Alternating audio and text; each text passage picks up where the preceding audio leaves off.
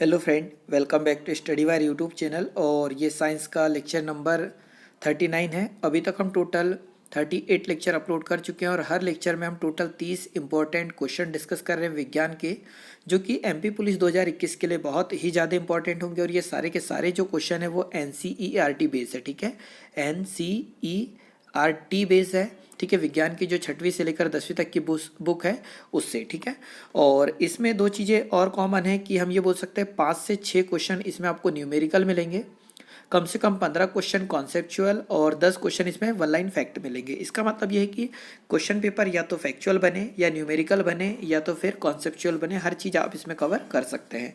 और यदि आप रेगुलर कहीं ना कहीं तैयारी कर रहे हैं या किसी पुस्तक से पढ़ रहे हैं, किसी टीचर से पढ़ रहे हैं, और अगर इसमें आपसे 25+ क्वेश्चन अगर आपसे नहीं बनते हैं तो ये समझ जाइए कि आपकी पढ़ाई अभी अच्छी नहीं चल रही है, आपको कई गुना ज़्यादा पढ़ना बाकी है, क्योंकि ये जो टेस्ट है वो एनसीईआरटी बेस है। ठीक है, तो आइए हम लेक्चर स्टार्ट करते हैं। तो सबसे पहला आज हमारा क्वेश्चन हो जाएगा 1131 नंबर का, क्योंकि टोटल 1130 क्वेश्चन हम इनसे पिछले के जो लेक्चर है उनमें कंप्लीट कर चुके हैं। जिन लोगों ने वह नहीं देखे तो आप उन्हें कंप्लीट कर लीजिए, क्योंकि इनमें से ही पेपर बनने वाला है। तो पहला क्वेश्चन हमारा ये बोल रहा है कि वाहन की गति जानने में मदद कौन करता है। तो वाहन की गति जानने में मदद कौन करता है, तो आपको यहाँ 4 ऑप्शन दे रखे हैं। सबसे पहला ऑप्शन अगर आप देखोगे तो स्पीडोमीटर है, सेकंड ऑप्शन देखोगे तो लैक्टोमीटर, थर्ड ऑप्शन है वेगोमीटर और फोर्थ ऑप्शन हो जाएगा वोल्टमीटर। ठीक है, तो यहाँ पर ऑप्शन नंबर थर्ड हो जाएगा, सॉरी ऑप्शन नंबर फर्स्ट हो जाएगा राइट आंसर, कि वाहन की गति को जानने में मदद कौन करता है, तो स्पीडोमीटर करता है। ऑप्शन नंबर फर्स्ट है यहाँ पर क्या राइट आंसर। बात यहाँ पर लैक्टोमीटर दिया, तो लैक्टोमीटर क्या काम करता है, तो दूध की शुद्धता मापता है, ये आपको याद रखना है। वोल्टमीटर क्या काम करता है, तो दो बिंदुओं के बीच विभवांतर ज्ञात करने के लिए हम किसका यूज किया जाता है, वोल्टमीटर का। 6-7 मीटर और मैं आपको बता देता हूँ। एक होता है अल्टीमीटर, क्या होता है अल्टीमीटर, और अल्टीमीटर क्या करता है, तो उड़ते हुए विमान की ऊंचाई ज्ञात करता है। एक होता है एरोमीटर, ठीक है, एरोमीटर होता है, ये वायु और गैस का भार और घनत्व ज्ञात करता है, कौन सा एरोमीटर। और एक होता है बाइनोकुलर, क्या होता है बाइनोकुलर होता है, और बाइनोकुलर क्या करते हैं, हम दूर की वस्तु देखने के काम आता है। और एक होता है रेन गेज, रेन गेज वर्षा को मापने का काम करता है। तो ये सारी चीज़ें आप याद रखिएगा, और अगर आप 2 बारी से अगर पढ़ सकते हैं तो बहुत ज़्यादा अच्छी बात होगी। हर क्वेश्चन आपको याद हो जाएगा, और जितनी भी एक्स्ट्रा जो इसमें मैं जानकारी बता रहा हूँ ये भी आपको याद हो चुकी होगी। अगला क्वेश्चन है 1132 नंबर का, कि उस वस्तु को क्या कहा जाता है जिसके माध्यम से ध्वनि प्रेषित की जाती है। तो ध्वनि हम किस माध्यम में या किससे प्रेषित करते हैं ध्वनि को, तो हम किसी माध्यम के द्वारा प्रेषित की जाती है। तो ऑप्शन नंबर फोर्थ यहाँ पर क्या हो जाएगा राइट आंसर होगा, कि उस वस्तु को माध्यम कहते हैं जिसके माध्यम से ध्वनि प्रेषित की जाती है, ये आपको याद रखना है। और जो ध्वनि है वो कैसी होती है, तो अनुदैर्ध्य तरंग होती है। ठीक है, ये याद रखोगे, जो ध्वनि है वो अनुदैर्ध्य तरंग होती है, और इसे चलने के लिए किसी माध्यम की आवश्यकता होती है, और वो माध्यम ठोस, द्रव, गैस कुछ भी हो सकता है। ठीक है, और निर्वात में ध्वनि गति नहीं करती, ये आपको याद रखना है।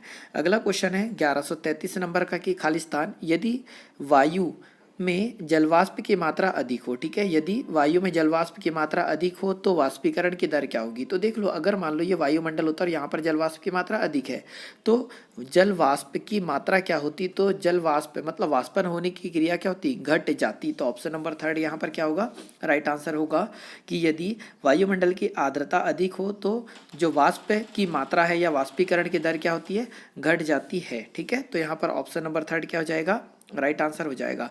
और जब भी वाष्प उत्सर्जन होता है तो वाष्प उत्सर्जन 4 प्रकार की क्रियाओं पर निर्धारित होता है। मतलब प्रकाश की तीव्रता, जितना ज़्यादा प्रकाश आएगा उतनी ज़्यादा उत्सर्जन होगा, मतलब वाष्प उत्सर्जन होगा। तापमान जितना अधिक होगा वाष्प उत्सर्जन की दर उतनी ज़्यादा होगी।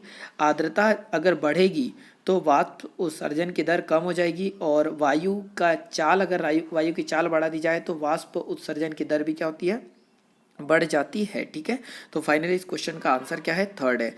अगला क्वेश्चन है क्वेश्चन नंबर 1134 की, यह देखते हुए कि ऑक्सीजन के 1 मोल परमाणु का वजन 16 ग्राम है तो ओजोन का भार क्या होगा। तो देखो, ऑक्सीजन का भार कितना दिया है, 16 ग्राम दिया है। ठीक है, पर जो ओजोन होता है वो क्या होता है, O3 होता है। क्या होता है, O3, मतलब ऑक्सीजन में अगर 3 का गुणा करा तो 16 में भी किसका गुणा करना पड़ेगा, 3 का।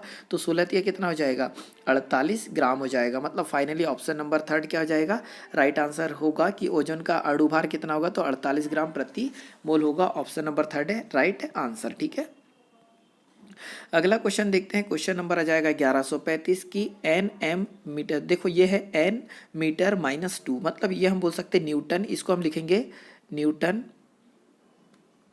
मीटर दी पावर कितनी -2। तो ये खालिस्तान अंतर्राष्ट्रीय इकाई है। तो ये जो एन एम की घात -2 ये किसकी इकाई है हमसे पूछा गया है। तो आप अगर दाब के बारे में जानते होंगे, ठीक है, दाब के बारे में अगर आप जानते होंगे तो दाब बराबर से होता क्या है। तो दाब बराबर से होता है बल बटे क्या होता है क्षेत्रफल, ठीक है, बल बटे क्या होता है क्षेत्रफल। बल का मात्रा क्या होता है तो न्यूटन होता है, और क्षेत्रफल का मात्रा क्या होता है तो मीटर का वर्ग। और आगे सॉल्व करोगे तो न्यूटन मीटर दी पावर कितना हो जाएगा -2। मतलब ऑप्शन नंबर थर्ड है यहाँ पर क्या राइट आंसर की न्यूटन मीटर की घात -2 किसका अंतर्राष्ट्रीय मात्रक है। तो वो दाब का होगा, क्योंकि दाब बराबर से होता है बल बटे क्षेत्रफल। तो बल का मात्रक है न्यूटन, तो न्यूटन लिखा, क्षेत्रफल का मात्रक है मीटर का वर्ग। सॉल्व करोगे तो न्यूटन मीटर स्क्वायर आएगा। मतलब फाइनली न्यूटन मीटर की घात -2 किसका मात्रक होता है तो दाब का मात्रक होता है। ये आपको याद रखना है, ठीक है। अगले क्वेश्चन की ओर चलते हैं, ठीक है। 2-3 मात्रक और याद रख लीजिए। यहाँ पर इकाई की बात हो रही है तो एक द्रव्यमान का मात्रक क्या होता है तो किलोग्राम होता है। घनत्व का मात्रक क्या होता है तो किलोग्राम की घात 3।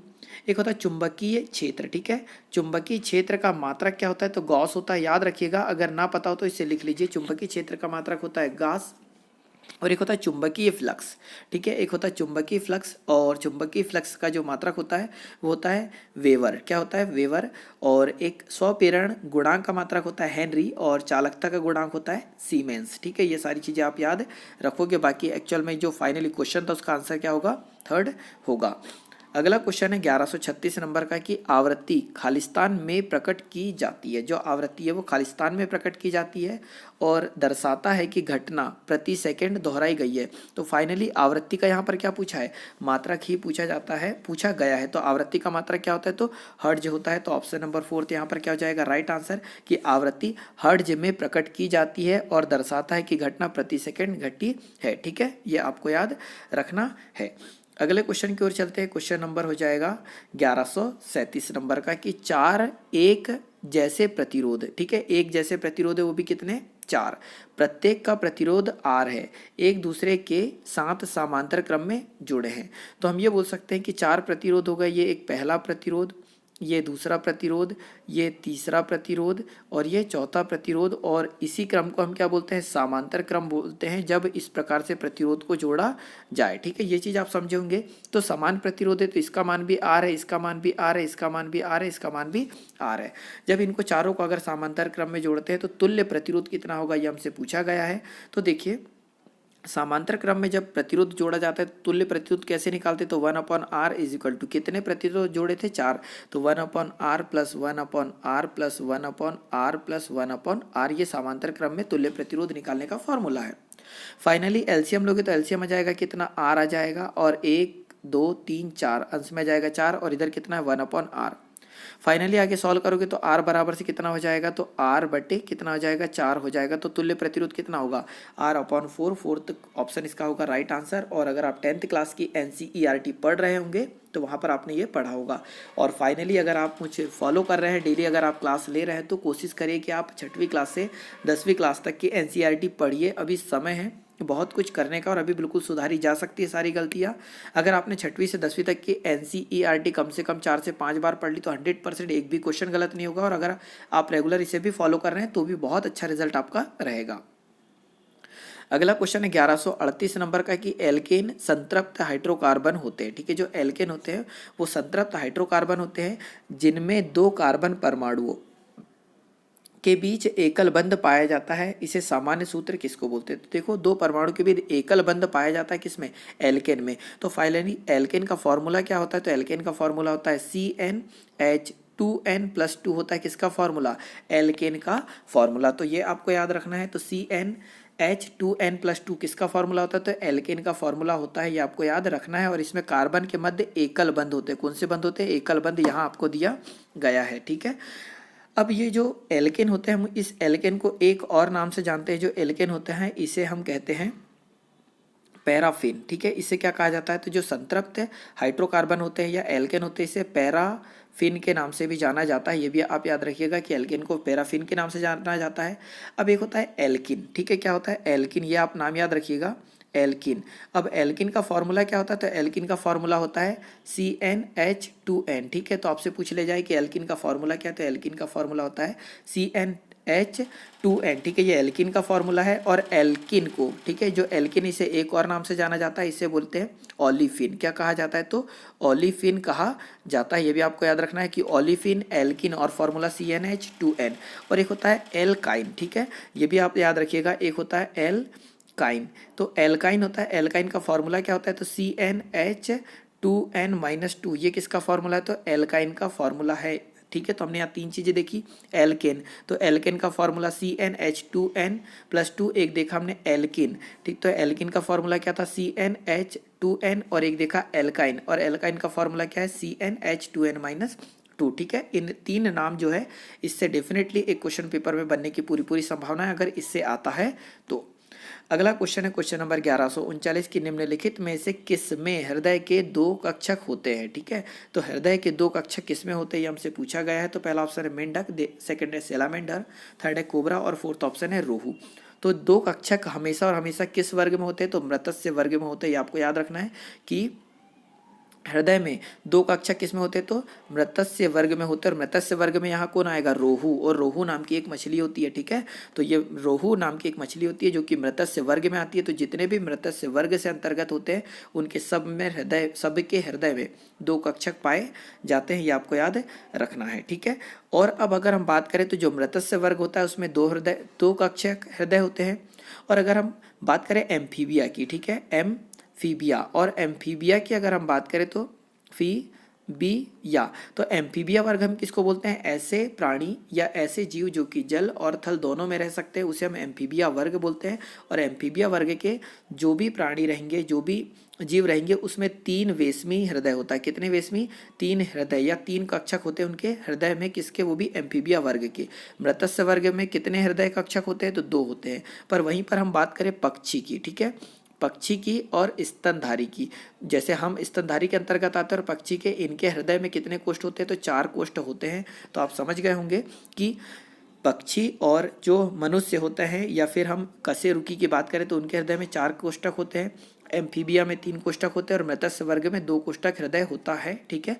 तो फाइनली इस क्वेश्चन का ऑप्शन नंबर 4 है राइट आंसर। जो रोहू है वो एक मछली है जो कि मत्स्य वर्ग के अंतर्गत आती है। और इसके हृदय में कितने कोष्ठ कक्षक होंगे? तो 2 कक्षक होंगे। अगला क्वेश्चन है 1140 नंबर का कि खालिस्तान डीएनए का एक हिस्सा है, ठीक है। जो 4 ऑप्शन दे रखे हैं कि लक्षण, नाभिक, वंश और गुणसूत्र डीएनए का एक हिस्सा है जो एक प्रोटीन के लिए जानकारी प्रदान करता है। तो ये आपके लिए बहुत इंपॉर्टेंट क्वेश्चन होगा, जो कि ऑप्शन नंबर 3 है इसका राइट आंसर। हो सकता है आपके माइंड में बहुत दुविधा उत्पन्न हो जाए, पर आप 10th क्लास की एनसीईआरटी पढ़ोगे तो ये आपको वहाँ मिलेगा। तो हम ये बोल सकते हैं कि जो वंश है ना, वो डीएनए का एक हिस्सा है जो प्रोटीन के लिए जानकारी प्रदान करता है, ठीक है। तो ऑप्शन नंबर 3 यहाँ पर क्या हो जाएगा?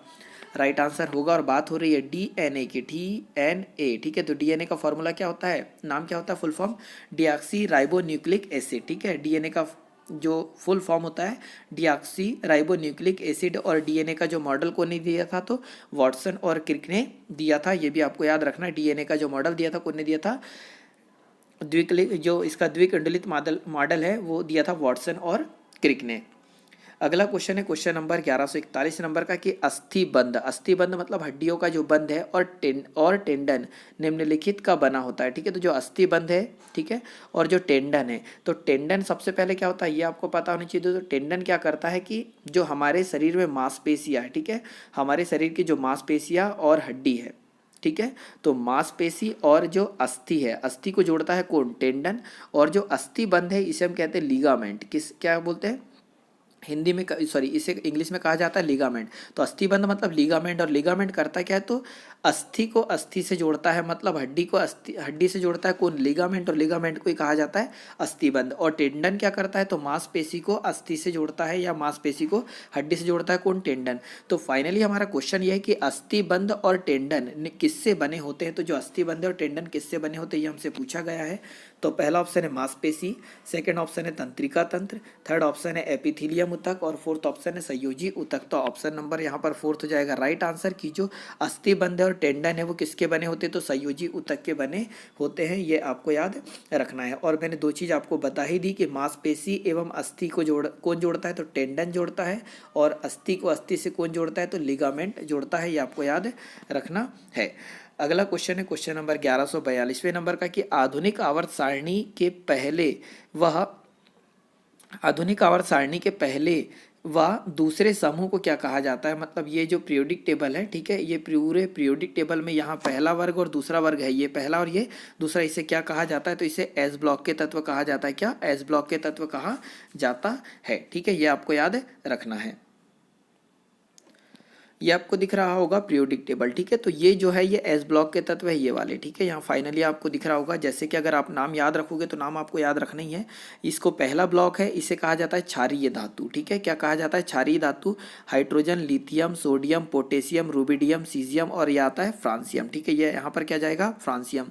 मतलब लिथियम से लेकर फ्रांसियम तक इसे हम क्या बोलते हैं, तो क्षारीय धातु बोलते हैं। कौन सी क्षारीय धातु कहा जाता है, lithium, sodium, potassium, rubidium, caesium और फ्रांसियम को।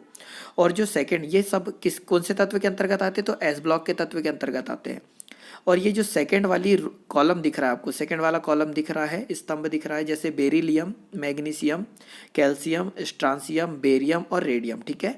Beryllium, magnesium, calcium, strontium, barium और रेडियम, इसे कहा जाता है क्षारीय मृदा धातु तत्व, ठीक है। तो जो सेकंड वाला कॉलम है, ये सेकंड वाला कॉलम, इसे कहा जाता है क्षारीय मृदा धातु तत्व, और फर्स्ट वाले को कहा जाता है केवल और केवल क्षारीय धातु तत्व, ठीक है। तो ये आपको याद रखना है और इनके साथ में नाम भी याद रखना है। और अगर ये सब के सब किसके अंतर्गत आते हैं, तो एस ब्लॉक के अंतर्गत आता है ये दोनों कॉलम। अब अगर इसी पीरियोडिक टेबल में हम यहाँ से लेकर यहाँ तक की बात करें, यहाँ से लेकर यहाँ तक की बात करें, तो ये सब के सब डी ब्लॉक के तत्व के अंतर्गत आते हैं। कौन से ब्लॉक के अंतर्गत, डी ब्लॉक के अंतर्गत। इसमें आता है scandium, titanium, vanadium, chromium, manganese, iron, cobalt, nickel, copper, zinc, ठीक है। Yttrium, zirconium, niobium, molybdenum, technetium, ruthenium, rhodium, palladium, silver और कैडमियम, ऐसा आपको याद रखना है। यहाँ पर आ जाएगा hafnium, tantalum, tungsten, rhenium, osmium, iridium, platinum, gold और मरकरी हो जाएगा। और यहाँ पर आ जाएगा रदरफोर्डियम, डर्मेस्टेडियम, सेबोर्जीनियम, ठीक है, बोहेमियम और हेस्मीनियम आएगा। और ये मेटिनेरियम और ये डर्मेस्टेडियम है, ठीक है। तो ये आपको याद रखना है। तो ये सब के सब डी ब्लॉक के अंतर्गत आते हैं। और यहाँ पर अगर हम बात करें, यहाँ से लेकर यहाँ तक के जो ये तत्व है, ये पूरे के पूरे किसके अंतर्गत आते हैं, तो ये पी ब्लॉक के तत्व के अंतर्गत आते हैं, ये आपको याद रखना है, ठीक है। तो फाइनली हमारा जो क्वेश्चन था, क्वेश्चन ऐसा कुछ था कि आधुनिक आवर्त सारणी में पहले और दूसरे तत्व को क्या कहा जाता है, तो एस ब्लॉक के तत्व कहा जाता है। तो ऑप्शन नंबर सेकंड हो जाएगा राइट आंसर। और आधुनिक आवर्त सारणी दी कौन है, तो मोसले ने दी है। कौन ने, मोसले ने दी है। और कब दी थी, तो 1913 में दी थी मोसले ने। कौन सी आधुनिक आवर्त सारणी। और मोसले थे कहाँ के, तो ब्रिटेन के थे, ये भी आपको याद रखना है। अगला क्वेश्चन है कि मेंडलीफ ने जब कार्य को शुरू किया, ठीक है, तो मेंडलीफ ने जब कार्य को शुरू किया तब तत्वों का वर्गीकरण खालिस्तान तत्व माने जाते हैं। मतलब हम ये बोल सकते हैं कि मेंडलीफ ने जब आवर्त सारणी बनाई थी तब टोटल कितने तत्व ज्ञात थे, ये हमसे पूछा गया है। तो तब टोटल 63 तत्व ज्ञात थे। कितने, 63 तत्व ज्ञात थे जब मेंडलीफ ने आवर्त सारणी बनाना शुरू किया। ये अपनी आवर्त सारणी दी। और मेंडलीफ ने अपनी आवर्त सारणी कब दी, ये अगर आपसे पूछ लिया जाए तो इन्होंने दी है 1869 में।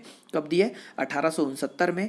और अगर ये पूछ लिया जाए कि ये पत्रिका में कब छपी से पहली बार, तो 1872 में पहली बार पत्रिका में छपी थी मेंडलीफ की आवर्त सारणी। पर इन्होंने दी थी कब, 1869 में, याद रखिएगा। और 1872 में कहाँ की पत्रिका में छपी, तो जर्मनी की, ठीक है। कहाँ की, जर्मनी की पत्रिका में छपी थी। कहाँ, कौन की, मेंडलीफ की आवर्त सारणी। और टोटल कितने तत्व ज्ञात थे, तो 63 तत्व ज्ञात थे तब तक। और ये भी याद रखिएगा कि जो मेंडलीफ की आवर्त सारणी है, इसमें टोटल 9 वर्ग होते हैं। कितने वर्ग होते हैं, तो 9 वर्ग होते हैं। और टोटल 7 क्या होते हैं, इसमें आवर्त होते हैं। किसमें, मेंडलीफ की आवर्त सारणी में 9 वर्ग और 7 आवर्त होते हैं। टोटल 63 तत्व 1869 में दी थी। 1872 में पहली बार ये कहाँ छपी थी, तो पत्रिका में छपी थी, वो भी जर्मनी की। अगला क्वेश्चन है 1144 नंबर का कि किसने सुझाव दिया था, ठीक है, किसने सुझाव दिया था कि जीवन सरल कार्बनिक अणुओं से विकसित हुआ है, ठीक है। बहुत अच्छे क्वेश्चनों में से एक क्वेश्चन है कि ऐसा किसने सुझाव दे दिया था कि जो जीवन है सरल कार्बनिक अजैविक अणुओं से विकसित हुआ है। तो पहला ऑप्शन है मरे, सेकंड ऑप्शन है डार्विन, थर्ड ऑप्शन है हाल्डेन और फोर्थ ऑप्शन है मेंडल। तो ऑप्शन नंबर थर्ड यहाँ पर क्या हो जाएगा राइट आंसर की जो हाल्डेन है इन्होंने ही माना था या इन्होंने ही सुझाव दिया था कि जीवन सरल अकार्बनिक अणुओं से विकसित हुआ है। ठीक है, ये आपको याद रखना है। और यहाँ डार्विन ऑप्शन में आया तो एक डार्विन का याद रख लो कि डार्विन ने एक पुस्तक लिखी थी, चार्ल्स डार्विन इसको बोलते हैं, द ओरिजिन ऑफ स्पीसीज। याद रखना कि डार्विन की एक पुस्तक है द ओरिजिन ऑफ स्पीसीज और ये दी थी कब उन्हें 1859 में दी थी। ठीक है, और बात हो रही है मेंडल की, तो मेंडल के बारे में भी याद रख लेना कि इन्हें अनुवांशिकता का पिता कहा जाता है, किसको, मेंडल को। और इन्होंने सबसे पहले किस पर प्रयोग किया था, तो मटर के पौधों पर प्रयोग किया था, कौन ने, मेंडल ने। फाइनली हमारे क्वेश्चन का ऑप्शन नंबर थर्ड है राइट आंसर की जो हाल्डेन है इन्होंने सुझाव दिया था कि जीवन सरल कार्बनिक अणुओं से विकसित हुआ है। अगला क्वेश्चन है 1145 नंबर का कि निम्नलिखित में से कौन सी नलिका, ठीक है, निम्नलिखित में से कौन सी नलिका जो दिल से निकलती है और शरीर के विभिन्न अंगों तक रक्त संचरित करती है। तो देखो हृदय से निकली है और पूरे शरीर तक रक्त को पहुंचाता कौन है, तो धमनी पहुंचाती है। तो ऑप्शन नंबर सेकंड यहाँ पर क्या हो जाएगा, राइट आंसर हो जाएगा। ठीक है, मैं इसका एक छोटा सा डायग्राम आपको बता देता हूँ। ये आपको दिखाई दे रहा होगा ह्यूमन हार्ट। ठीक है, तो यहाँ पर ये है धमनी, ये धमनी से पूरे शरीर तक जाता है रक्त, और ये है सिरा। ठीक है, हम ये भी बोल सकते हैं कि ये भी धमनी है, पर इससे जाएगा कहाँ पर, तो इससे जाता है हमारे फेफड़ों तक। तो ये याद रखिएगा कि इस प्रकार से पंप होता दिखाई दे रहा होगा और यहाँ से क्या जाता है, पूरे शरीर तक रक्त का प्रवाह होता है, वो भी किसके माध्यम से, धमनी के माध्यम से। अगला क्वेश्चन हो जाएगा क्वेश्चन नंबर 1146 नंबर का कि निम्न में से कौन सा एक जैव अम्ल है। ठीक है, जैविक अम्ल है। तो यहाँ पर पहला ऑप्शन है कार्बोनिल अम्ल, सेकंड ऑप्शन है नाइट्रिक अम्ल, थर्ड ऑप्शन है सल्फ्यूरिक अम्ल और फोर्थ ऑप्शन है ऑक्जेलिक अम्ल। तो जो जैविक अम्ल होता है वो ऑक्जेलिक अम्ल होता है। ऑप्शन नंबर फोर्थ यहाँ पर क्या हो जाएगा, राइट आंसर होगा कि निम्नलिखित में से कौन सा एक जैविक अम्ल है, तो क्या हो जाएगा, ऑक्जेलिक अम्ल। ठीक है, ऑप्शन नंबर फोर्थ यहाँ पर राइट आंसर है। और जो ऑक्जेलिक अम्ल है वो क्या करता है, तो कपड़ों में से कपड़े में जो दाग धब्बे लग जाते हैं उनको मिटाने में सहयोग करता है। और ऑक्जेलिक अम्ल फाइनली पाया कहाँ जाता है, तो ये टमाटर में पाया जाता है। ठीक है, ऐसा कुछ हो जाएगा। तो अगले क्वेश्चन की ओर चलते हैं। क्वेश्चन नंबर आ जाएगा 1147 की एक अभिक्रिया जिसमें एक पदार्थ के एक या अधिक अणु आपस में दोहरे या तिहरे आबंध के माध्यम से जुड़ते हैं को क्या कहा जाता है। ठीक है, मोस्ट इंपॉर्टेंट लाइन में से एक मानना इसको कि एक अभिक्रिया जिसमें एक पदार्थ के एक या अधिक अणु आपस में दोहरे या तिहरे आबंध के माध्यम से जुड़े होते हैं, मतलब जहाँ डबल आबंध या त्रि आबंध अगर से जुड़े तो उसे क्या कहा जाता है, तो उसे एस्टरीकरण कहा जाता है। क्या, एस्टरीकरण कहा जाता है। ऑप्शन नंबर फर्स्ट यहाँ पर क्या हो जाएगा, राइट आंसर होगा। अगला क्वेश्चन है क्वेश्चन नंबर 1148 की एक मात्रा। ठीक है, एक मात्रा है जो एक तरंग की प्रकृति का वर्णन नहीं करती। मतलब ये जो चार ऑप्शन दे रखे इनमें से ऐसा कौन है जो तरंग की प्रकृति का वर्णन नहीं करती है। ठीक है, तो पहला ऑप्शन है ऊंचाई, सेकंड ऑप्शन है तरंग गति, थर्ड ऑप्शन है तरंग दैर्घ्य और फोर्थ ऑप्शन हो जाएगा आवृत्ति। ठीक है, तो आप देखोगे तो अगर फॉर्मूला आपने पढ़ा होगा तो तरंग, ठीक है, तरंग गति, तो तरंग गति बराबर से होता क्या है, तो तरंग धैर्य। ठीक है, तरंग धैर्य गुणित आवृत्ति होता है। तो हम अगर फॉर्मूले में देखें तो तरंग गति बराबर से तरंग धैर्य गुणित आवृत्ति होता है। तो इसमें क्या नहीं है, ऊंचाई शामिल नहीं है। तो हमसे यही पूछा गया है कि एक मात्रा है जो तरंग, ठीक है, एक तरंग की प्रकृति का वर्णन नहीं करती, तो कौन नहीं करती, तो ऊंचाई नहीं करती। ऑप्शन नंबर फर्स्ट यहाँ पर क्या हो जाएगा, राइट आंसर होगा। और ये फॉर्मूला भी याद रखिएगा कि तरंग गति बराबर से तरंग धैर्य गुणित आवृत्ति होता है। अगला क्वेश्चन है क्वेश्चन नंबर 1149 की निम्नलिखित में से किस प्रकार के प्रजनन में पूर्ण वयस्क छोटे जीव अपने जनक शरीर से अलग हो जाते हैं और एक नया स्वतंत्र जीव बनाते हैं। वापस से देख लो, ऐसा बोला है कि निम्नलिखित में से किस प्रकार के प्रजनन में पूर्ण वयस्क छोटे जीव अपने जनक शरीर से अलग हो जाते हैं और नया स्वतंत्र जीव बनाते हैं। तो यहाँ पर ऑप्शन नंबर फर्स्ट हो जाएगा राइट आंसर, मुकुलन। ठीक है, ये क्रिया किस में होती है, तो मुकुलन में होती है, ये आपको याद रखना है। ये आपके सामने आपको एक डायग्राम दिखाई दे रहा होगा और इस डायग्राम में अगर आप देखोगे तो ये एक अमीबा का डायग्राम है। ठीक है, ये इस प्रकार से होता है और ये मुकुलन देखो यहाँ से अलग होता है और धीरे धीरे ये इससे यहाँ कट जाएगा। तो एक ये नया पौधा और एक दूसरा अलग पौधा बन जाएगा। तो इस क्रिया को हम क्या बोलते हैं, मुकुलन कहते हैं। अगला क्वेश्चन होगा 1150 नंबर का कि निम्नलिखित में से किसका द्रव्यमान सबसे अधिक है। तो यहाँ चार ऑप्शन दे रखे हैं, कार्बन के 10-22 परमाणु का, सेकंड ऑप्शन है NH3 के 1 मोल और थर्ड ऑप्शन है 1 ग्राम लोहा और फोर्थ ऑप्शन है CO2 के 1022 अणु, ठीक है। तो यहाँ पर ऑप्शन नंबर सेकंड हो जाएगा राइट आंसर, NH3 के 1 मोल अणु। और इसे पढ़ने के लिए आप करिए क्या कि अगर आप 10th क्लास की NCERT पढ़ रहे हैं तो जहाँ पर मोल और ये सारी चीज़ों को समझाया गया है उसे अगर आप पढ़ लोगे तो आपको ये बहुत अच्छे से समझ में आने लगेगा। बेसिकली उसको बहुत कम शब्दों में नहीं समझाया जा सकता, इसीलिए मैंने डायरेक्ट यहाँ आंसर आपको बता दिया। बाकी आप 10th क्लास की NCERT में इसे पढ़ लीजिए। अगला क्वेश्चन है क्वेश्चन नंबर 1151 नंबर का कि हमारे शरीर में ऊर्जा प्रदान करने के लिए निम्नलिखित में से कौन सा O2 से जुड़ता है। मतलब हमारे शरीर में जब एनर्जी मिलती है, ऊर्जा मिलती है, तो जो O2 है इससे कौन जुड़ता है ये हमसे पूछा गया है। तो पहला ऑप्शन है वसा अम्ल, सेकंड ऑप्शन है एमिनो एसिड, थर्ड ऑप्शन है ग्लाइकोजन और फोर्थ ऑप्शन है ग्लूकोज, ठीक है। तो फाइनली ऑप्शन नंबर फोर्थ है हमारा राइट आंसर कि हमारे शरीर में ऊर्जा प्रदान करने के लिए ग्लूकोज O2 से जुड़ता है। और एक ग्लूकोज अणु का ग्लाइकोलिसिस में विघटन के फलस्वरूप पायरुविक अम्ल के 2 अणु बनते हैं। मतलब हम ये बोल रहे हैं कि जब ग्लूकोज, ठीक है, जब ग्लूकोज और O2 की क्रिया होती है तो बनते क्या है, तो 2 अणु बनते हैं, वो भी किसके, पायरुविक अम्ल के। किसके, पायरुविक अम्ल के कितने अणु बनते हैं, 2 अणु बनते हैं, ये आपको याद रखना है। और ग्लूकोज के एक अणु से हमें टोटल कितनी ऊर्जा मिलती है, तो 38 ATP ऊर्जा मिलती है। याद रखिएगा कि ग्लूकोज का एक अणु कितनी ऊर्जा हमको देता है, तो 38 ATP ऊर्जा देता है, ये आपको याद रखना है। और जो श्वसन है वो एक अपचयी अभिक्रिया है, ठीक है, जो श्वसन है वो एक अपचयी अभिक्रिया है, ये आपको याद रखना है। अगला क्वेश्चन है क्वेश्चन नंबर 1152 की खालिस्तान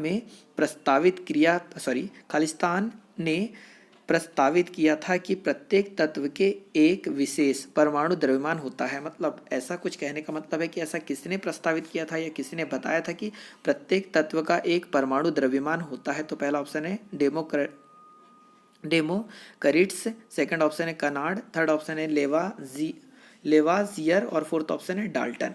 तो यहाँ पर ऑप्शन नंबर हो जाएगा फोर्थ राइट आंसर, ठीक है, कि ये डाल्टन ने बताया था कब, 1803 में। तो डाल्टन ने 1803 में बताया था कि प्रत्येक तत्व का एक क्या होता है, तो परमाणु द्रव्यमान होता है। अगला क्वेश्चन हो जाएगा 1153 नंबर का कि निम्नलिखित में से कौन सा भाग है ना, वनस्पति जनन में हिस्सा लेता है। बहुत अच्छा क्वेश्चन है कि निम्नलिखित में से कौन सा भाग वनस्पति जनन में हिस्सा लेता है। तो पहला ऑप्शन है तना, सेकंड है फूल, थर्ड है पत्ते और फोर्थ ऑप्शन है जड़। तो ऑप्शन नंबर सेकंड यहाँ पर राइट आंसर हो जाएगा कि जो फूल है वो वनस्पति जनन में हिस्सा लेता है, ये आपको याद रखना है। बहुत सिंपल क्वेश्चन और बहुत अच्छे क्वेश्चनों में से एक है। और पुष्प के टोटल भाग क्या होते हैं, तो एक दलपुंज होता है, एक पुमंग होता है, जयांग होते हैं, ये आपने पढ़े होंगे, ठीक है, 6th क्लास की पुस्तक में आपको ये मिलेगा NCERT में, ठीक है। और जो स्पेशली जो फूल का हम ये बोल सकते हैं कि पुमंग नर जनन भाग होता है और जयांग मादा जनन भाग होता है, ठीक है। जो फूल में पुमंग होता है वो नर जनन भाग होता है और जायांग होता है मादा जनन भाग होता है, ये आपको याद रखना है। अगला क्वेश्चन है क्वेश्चन नंबर 1154 नंबर का हो जाएगा कि रेखिक संवेग खालिस्तान के बराबर होता है, ठीक है। जो रेखिक संवेग है वो किसके बराबर होता है, तो एक रेखिक डायरेक्ट अगर संवेग का फॉर्मूला आपको पता है तो आप बता ही सकते हैं। तो संवेग बराबर से क्या होता है, तो द्रव्यमान गुणित क्या होता है, भार होता है, ठीक है। तो द्रव्यमान गुणित क्या होता है, वेग, तो संवेग बराबर से होता है द्रव्यमान गुणित वेग होता है। मतलब ऑप्शन नंबर फोर्थ हो जाएगा राइट आंसर कि संवेग किसके बराबर होता है, तो द्रव्यमान और वेग के गुणनफल के बराबर होता है कौन, संवेग, ठीक है, ये आपको याद रखना है। और जो संवेग है वो एक सदिश राशि है, ठीक है, संवेग एक सदिश राशि होगी। अगला क्वेश्चन है क्वेश्चन नंबर हो जाएगा 1155 की खालिस्तान अंगों के अंदर की जगह भरता है, ठीक है। तो बहुत अच्छे क्वेश्चनों में से एक है ये भी कि अंगों के अंदर की जगह भरता है और आंतरिक अंगों सहयोग प्रदान करता है, आंतरिक अंगों को सहयोग प्रदान करता है तथा ऊतक की मरम्मत में मदद करता है। तो ऐसा इन चारों में से वसा, स्नायु, सिरा और अरालर, ठीक है। वैसे ये ओरिओलर है, ठीक है, अरालर भी कहा जाता है, इसे ओरिओलर भी कहा जाता है, ठीक है। मतलब आपको अलग अलग जगह अलग अलग पढ़ने को मिलेगा, आप NCERT में पढ़ोगे तो ये ओरिओलर होगा।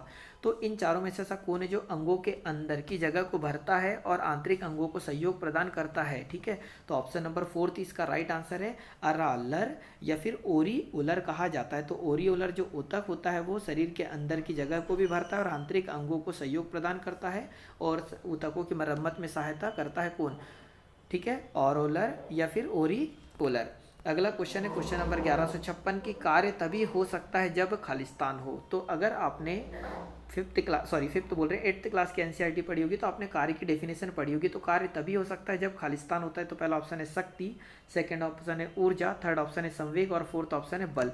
तो कार्य कब होगा? जब ऊर्जा होगी, ठीक है। तो ऑप्शन नंबर सेकंड है यहाँ पर राइट आंसर की कार्य तभी हो सकता है जब क्या होती है? ऊर्जा हो। तो ऑप्शन नंबर सेकंड यहाँ पर हो जाएगा राइट आंसर। अगला क्वेश्चन है 1157 नंबर का कि बड़े परमाणु वाले तत्वों के से बंद खालिस्तान होते हैं, ठीक है। जो बड़े परमाणु वाले तत्वों से बंद क्या होते हैं?